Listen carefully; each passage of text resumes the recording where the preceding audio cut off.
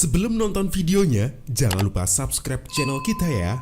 Lalu klik tombol lonceng supaya tetap update video terbaru dari Evio Multimedia. Just relax and enjoy the video. Selamat menonton.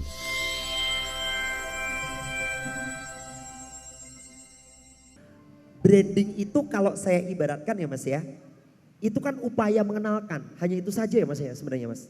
Atau secara luasnya gimana begitu? Monggo silakan. Jadi banyak teman-teman yang masih punya pemahaman kalau yang namanya branding itu hubungannya sama visual. Yes. Hubungannya sama memperkenalkan tadi. Betul. Berarti itu hubungannya sama awareness. Itu tidak keliru. Tetapi sebetulnya branding itu lebih ke membangun reputasi. Membangun reputasi. Dan ujung-ujungnya itu sebenarnya untuk membentuk loyalitas. Jadi kalau kita ngomongin marketing, selling sama branding ya. Kalau marketing itu kan yang tadinya nggak ada menjadi warm, menjadi hangat. Ya, kalau selling yang tadinya hangat jadi hot. Kalau yang branding ini yang tadinya hot jadi always hot. Always hot. Nah, jadi itu tugasnya orang branding sebenarnya untuk jagain supaya konsumen itu tetap loyal. Dan yang tadinya panas tetap panas terus sehingga dia akan beli dan beli lagi. Ya, itu. Artinya tuh sebenarnya produk ini sudah dikenalkan atau belum dikenalkan terbranding dulu gitu.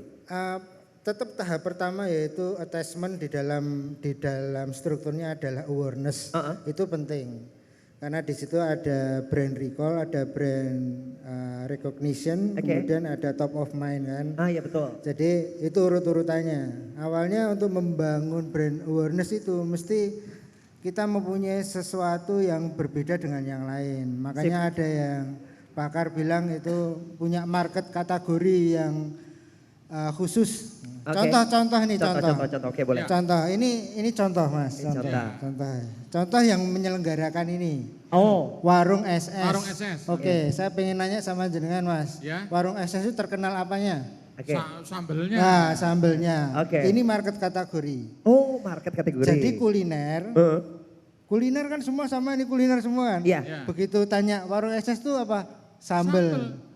Kok bukan nila bakarnya? Padahal ada nila bakar. Karena makan nilanya kalau nggak pakai sambal nggak kurang seger juga. Dan nila bakar itu di semua warung semua juga warung ada. Nah. Makanya yang pertama kali lahir tahun 2009 atau 2008 ya, warung SS memperkenalkan sambelnya itu. Tahun 2000 Mas? Tahun 2000 ya? 2001 ya. Saya ngetes aja apakah MC ini punya wawasan apa enggak. Kui konsul deh Mas, jadi tahu. Ya. Itu kan di awal tahun 2000 itu memperkenalkan sambel. Yes, Pada saat itu tidak ada warung yang spesial. Sambel, enggak ada. Nah Mas Yoyo itu melakukan riset kurang lebih satu sambelnya sekitar 3 bulan. Untuk menghasilkan 32 jenis sambel saat ini. Yep, betul, sampai saat ini ya. Itu 32 sambel, tidak ada yang bisa seperti itu. Makanya dia punya sub market kategori, tadinya kuliner tok sama, kemudian akhirnya naik ke spesial sambel dan khusus sambel. Yang lainnya adalah additional revenue. Ya. Core revenue-nya adalah sambel. Jadi teman-teman kalau mau bikin bisnis, jangan lupa core revenue-nya itu ditentukan dulu apa untuk membedakan dengan yang lain. Kemudian additional revenue-nya baru ditentukan. Kayak makan soto itu loh. Gimana? Ngomongin warung soto, kan kita enggak jualan gorengan. Di situ ada soto saya loh. Kan enggak. Tapi kan namanya warung soto misalnya Mas Anang. Payu rayo. Jangan soto. Jangan soto. Ini misalnya warung soto sapi dalam kurung Anang. Kok bodoh? Oke, warung soto Mas Anang. Tentu ketika masuk ke warung soto kita mengharapkan kita makan apa? Makan soto dong ya. Kemudian harganya satu mangkok soto berapa maksimal? Yang paling mahal aja? 8.000 lah. 8.000 itu murah, yang paling mahal loh 15.000, 18.000. Oke. Kemudian Anda pakai telur asin, ambil satu 5.000. Kemudian sate kerang berapa? 5.000, 10.000, kemudian ngambil apa lagi? Sate paru berapa? 5.000, 15.000. Kemudian ngambil lagi peyek, ngambil lagi tempe, mendoan. Lah antara kita beli soto sama beli lauknya itu banyakan mana coba? Beli lain-lainnya. Lain-lainnya, tetapi tetap dia ngomongnya apa? Warung soto, nggak boleh kemudian warung kerang kan enggak? Warung sate paru kan enggak? Iya. Makanya kadang-kadang teman-teman kalau sudah punya produk lain gitu merasa laku, akhirnya malah dipromosikan itu. Nah itu keliru sebenarnya. Itu malah merugikan ya? Iya betul. Tambah-tambahannya itu ya. Makanya awarenessnya harusnya ngomong tetap warung soto. Diperkuat warung sotonya. Oke. Ngomongin branding nih Mas, kan sekarang eranya beda nih Mas, bukannya kita jualan di lapak gitu kan, kemudian kita jual secara konvensional begitu, tapi dengan online. Nah ngomongin branding dengan pola yang sekarang nih, beda atau tidak gitu pertanyaan dari saya.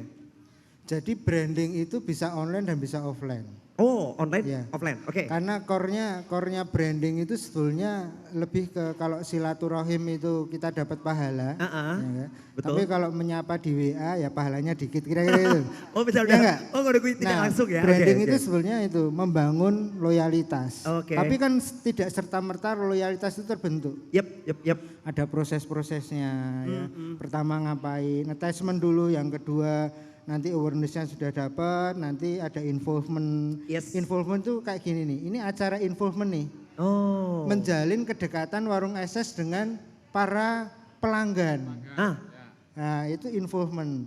Nah kemudian kalau sudah terjadi involvement maka akan terbentuk engagement. Engagement, yes. Nah, engagementnya offline itu beda dengan online. Nanti online biar beliaunya aja yang jelasin. Tapi intinya ketika kita melakukan tahapan demi tahapan dengan baik, insya Allah nanti engagementnya akan dapat.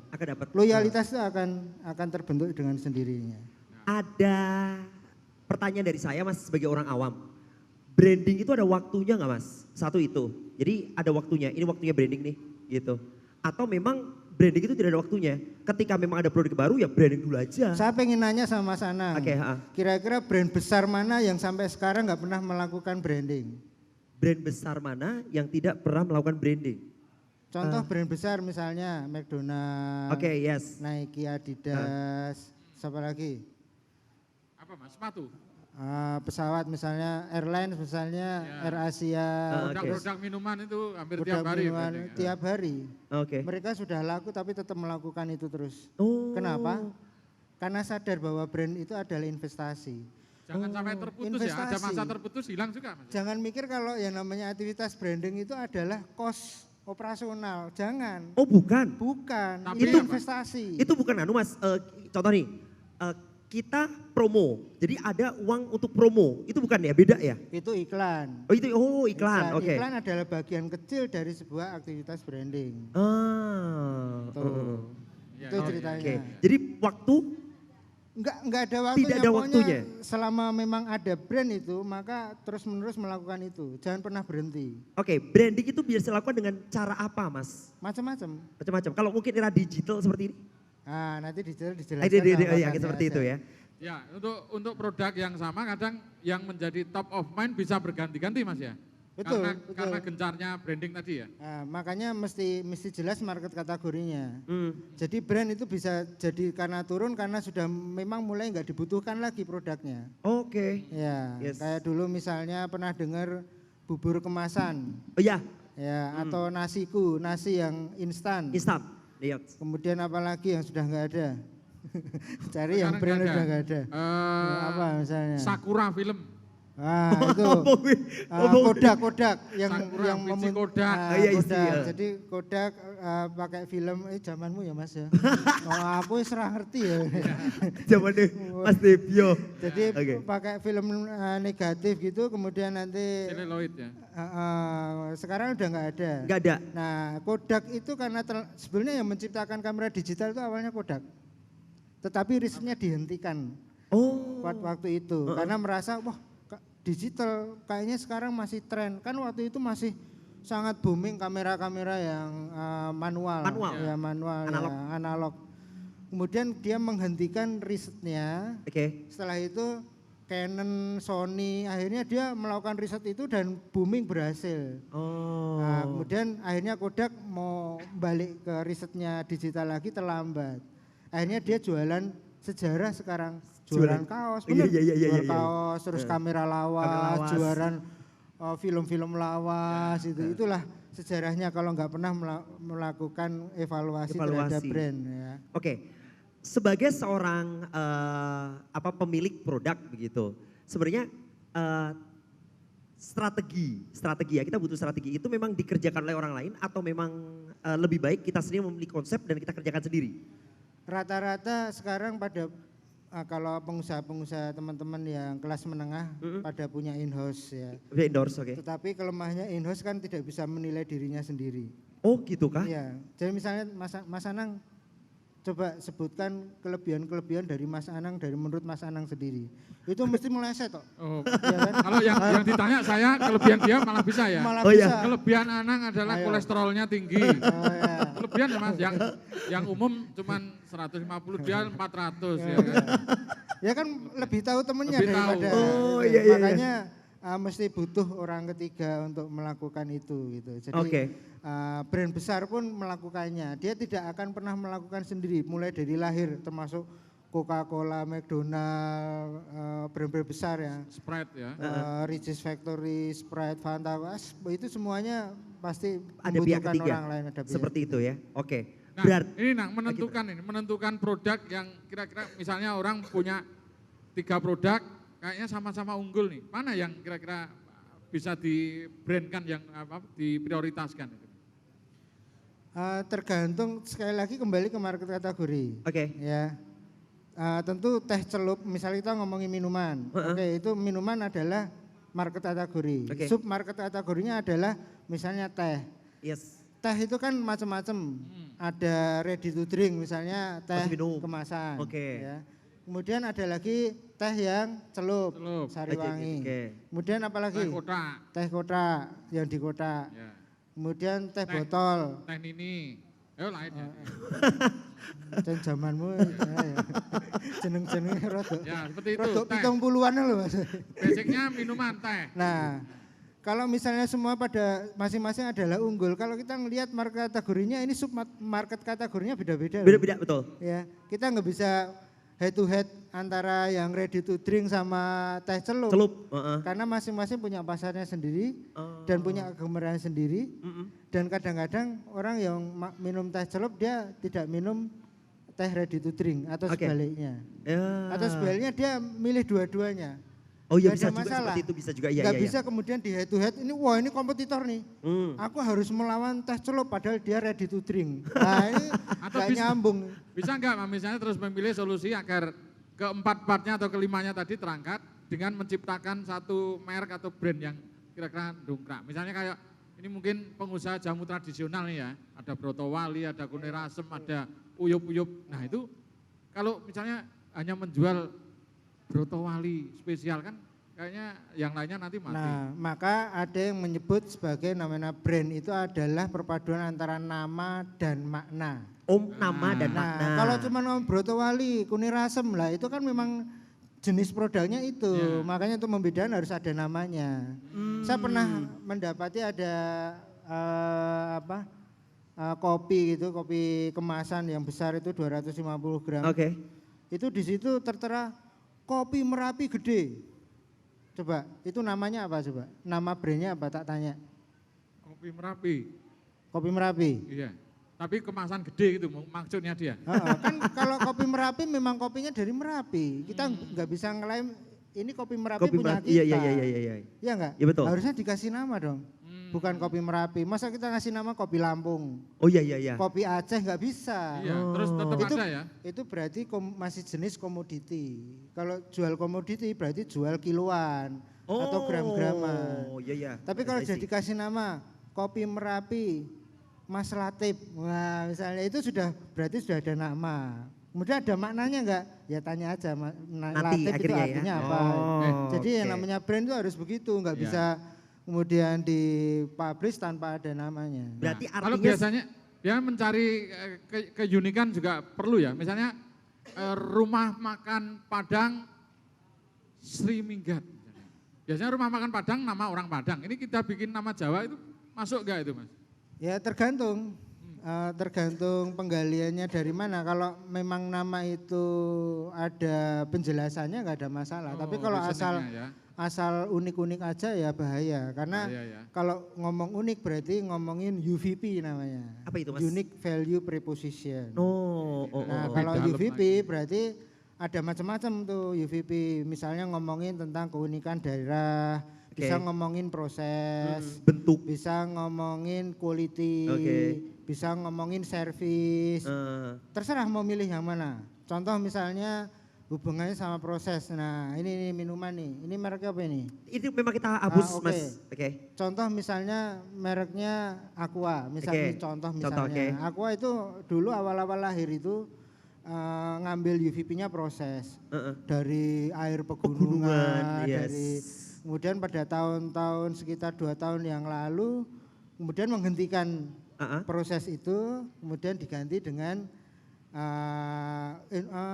bahwa Aqua itu untuk Indonesia, untuk negeriku, makanya ngasih bantuan ke Irian dan lain sebagainya, ke Timur Timur dan lain sebagainya. Kemudian akhirnya ada brand lain yaitu Le Mineral yang untuk mengambil prosesnya. Padahal proses itu adalah UVP. Dia sudah membuat seperti kerajaan yang begitu megah, yaitu namanya proses. Tapi seperti dia kemudian akhirnya turun dari castle itu, dulu dari tahta dari kerajaan yang sudah dibangun itu, mengambil UVP lain, sementara akhirnya ada brand lain yang kemudian naik bercokol di situ, yaitu ngambil prosesnya. Padahal sekarang Le Mineral itu menggunakan proses. Betul sekali. UVP. Jadi lebih dari alam kita akhirnya. Itu contohnya ya, terkait keunikan yang ada ya. Kita langsung aja ke sampingnya, karena habis ini kita bakal memberikan kesempatan buat nanya-nanya. Siapapun yang nanya dapat hadiah ya. Oke, santai. Siapkan pertanyaan apapun itu, nanti asal kita bisa menjawabnya. Mas, kita bakal kembali menanyakan Mas Latif. Oke, Mas Latif ngobrolin terkait dengan usaha. Anda sudah memiliki 3 usaha, itu Anissa Himar, Annikop.id dan juga Digimap Coach. 3 ya? 3. Oke, pakai mic-nya boleh? Oke. 3 ya. Oke, 3. Dari 3 ini tahunnya kan berbeda nih. Tahun berapa? Yang paling lama? Anissa Himar tahun 2017 awal. Oke. Annikop tahun 2018 awal. Yes. Digimap Desember akhir. Semuanya online? Semuanya online. Kalau Digimap karena coach ada seminar, ada workshop itu offline. Oh itu offline, ya memang ada ya seperti itu. Memilih ketika akhirnya ada punya usaha, memilih untuk online. Itu memang sekarang kan zaman online, ya udah saya online gitu. Atau memang pertimbangannya apa begitu? Ya, jadi kalau online hampir sebenarnya sama. Online dan offline itu caranya sama, saya juga pernah jualan offline. Oke. Ya, cuman kalau kita mau promosi, kalau offline kan harus cetak spanduk. Yes, betul. Kemudian ketika ada promo, rotasinya agak lambat karena kita butuh nunggu desain, sampai desain jadi, sampai spanduk siap nyebar, sampai rontek-rontek itu harus ke jalan-jalan. Oke. Itu butuh waktu. Ternyata itu bisa dilakukan dengan mudah, ya, yaitu online. Jadi cukup siap graphic designer, kemudian disebar lewat reseller. Kalau kita punya reseller 1000, berarti 1000 titik sudah kita kuasai. Oh, jadi lebih simpel untuk mempersingkat proses yang tadi dilakukan secara offline tadi ya? Betul. Seperti itu. Oke, kalau terkait dengan online, kesusahannya di mana sih sebenarnya? Ada nggak kesusahannya? Dibandingkan dengan kalau saya bisa meraba-rabanya adalah ketika offline enak, saya ketemu mau kita beri gitu. Kalau online kan kita meraba-raba nih, pangsa pasarnya, kemudian nanti bidikannya, gitu kan? Iya. Kesusahannya semua bisnis punya kesusahan. Oke. Ya, cuman kalau online ini kelihatannya sedikit sekali kesusahannya asal kita tahu aturan mainnya, kemudian pendekatan ke customernya. Oke. Sama kita dapat revenue-nya itu dari mana. Seperti itu? Iya. Oke, gitu. Anda menggunakan online dari Facebook, dari IG, dari apa yang digunakan? Awalnya dari Facebook. Oke. Saya punya produk fashion dan saya pernah jualan di Facebook, kemudian saya juga punya advertiser jualan di Facebook, namun market fashion itu sudah tidak relevan lagi. Oke. Karena pemain terutama di Jogja itu sudah banyak industrinya fashion, market kategorinya khimar, itu jualan di Facebook. Yes. Kemudian mereka saling bidding ya, jadi saling lelang mana yang anggarannya paling besar, dia yang menang. Sedangkan market fashion sekarang sudah red ocean ya. Heeh.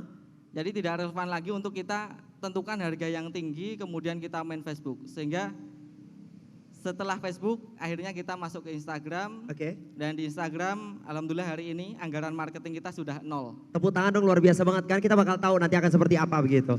Terkait dengan Facebook kan terbatas nih, sekarang cuma 5.000 nih, 5.000 pertemanan. Iya. Berarti Anda tidak menggunakan lagi atau itu tetap Anda gunakan untuk tetap jualan, tapi Masih. dengan produk yang lain? Masih ada cuman proporsinya cuman 10%. Oke, seperti itu. 90% lewat Instagram. Instagram. Oke, Iya. kita sekarang beralih ke Instagram. Oke. Oke. Instagram sendiri sebenarnya lebih ke sebenarnya adalah sosmed media visual. Memang dia visual ya, memang seperti itu. Betul. Dan apakah itu yang menjadi andalan Iya. untuk bisa menjual produk? Ya, jadi teman-teman pernah lihat film terlaris tahun 2018 Heeh. itu film Dilan. Oke, Dilan. Saya Dengan- pemainnya. Ya. Itu pemeran Saya penggantinya. lihat marketingnya aja. Oke. Gitu. Oke, karena saya belum juga nonton. Oh, belum juga nonton. Ya. Oke, oke. Kemudian ada roti artis Heeh. ya, dan banyak lagi yang viral, dan Yes. viralnya itu di mana? Oke, gimana? Di Instagram. Instagram. Iya, iya, iya, Ya, Instagram. mereka viral bukan di Facebook, bukan di YouTube, tapi di Instagram. Di Instagram. Kenapa? Karena Instagram mempunyai fitur yang simple. Kemudian Instagram juga memungkinkan untuk repost, untuk mention, dan untuk tag. Yes. Kemudian 4 tahun terakhir di Indonesia, pengguna sosial media paling besar Instagram. Instagram. Oke, itu Ya, Indonesia. Ya. pengguna Facebook itu turun dari 78 kurang lebih, sekarang 63. Dan Instagram terus naik. Dan puncaknya sampai tahun 2030 besok. Oh, 2030 itu puncaknya untuk Instagram seperti itu. Dan Anda Ya. memanfaatkan kesempatan untuk itu ya. Betul. Oke, Instagram. Sekarang kita melihat ke Instagram sendiri gitu. Yang Anda siapkan sekarang lebih ke followernya dulu.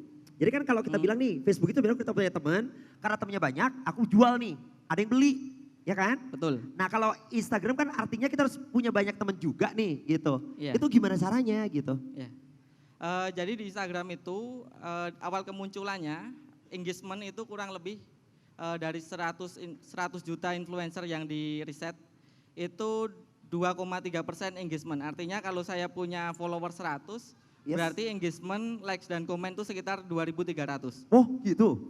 Namun sekarang turun, Oh turun? yaitu hanya sekitar 1,7%. Artinya kalau kita punya 100 berarti hanya 1.700 likes. Oke. Kurang lebih. Artinya Instagram ini lebih mahal daripada zaman dulu. Ah. Gitu. Jadi di awal-awal sama yang dikatakan Pak Handika, jadi kita harus berinvestasi mulai dari sekarang.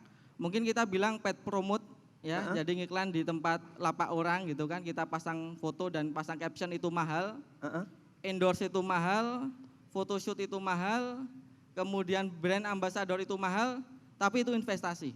Oh. Itu yang saya lakukan dulu, saya sukses dengan 1 BA, kemudian saya akhirnya sampai 6 dan 7 brand ambassador kita sudah bekerja sama dengan selebgram, dan Yes. sekarang anggaran marketing saya sudah 0. Nol, itu tadi di awal tadi ya. Ya, Oke, jadi memang stepnya begitu ya. Ada ambasadornya tetap seperti itu. ya kemudian pertama fokus ke banyak followers dulu, Oke, itu ya.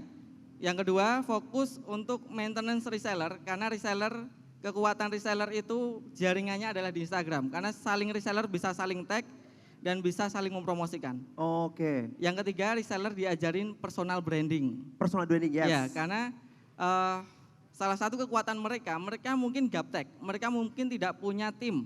Tapi ketika mereka terpercaya, mereka dipercaya oleh temannya, oleh keluarganya, pasti ada penjualan. Oh ya, ya. Kemudian kita sebagai business owner juga penting untuk personal branding, karena itu aset kita jangka panjang. Reseller Anda berapa sekarang? Reseller Anda? Resellernya kurang lebih ada 100 aktif. 100 aktif. Yang kita tahu. Yang tahu, oke. Tapi seperti yang di itu. bawah distributor yang lainnya, ini rahasia distributor. Oke, seperti Ya. itu ya.